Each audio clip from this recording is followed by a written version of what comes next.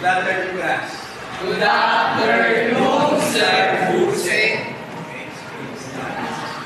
So today, before we start our lesson, we have student, new student actually. We're going to recite the 1987 Philippine Constitution.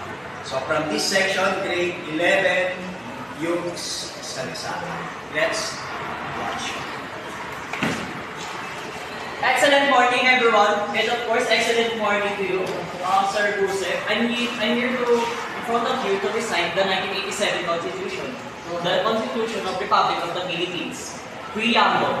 With the sovereign of Filipino people, imploring the aid of Almighty God, in order to build a just and humane society and establish a government that should embody our ideals and aspirations, promote the common good, conserve and develop our patrimony, and secure to ourselves in our posterity the blessings of the independence and democracy under the rule of law and the regime of the truth, justice, freedom, love, equality, and peace to ordain and promulgate this Constitution.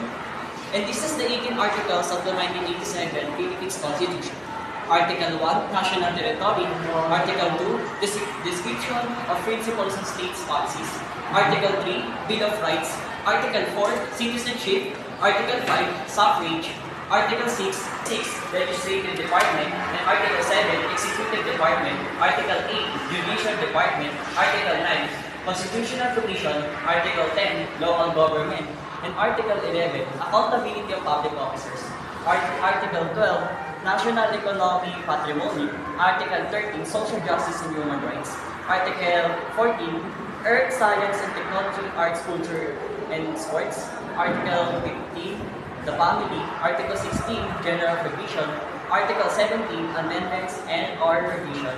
And Article 18, Transitory Provision. And that's it.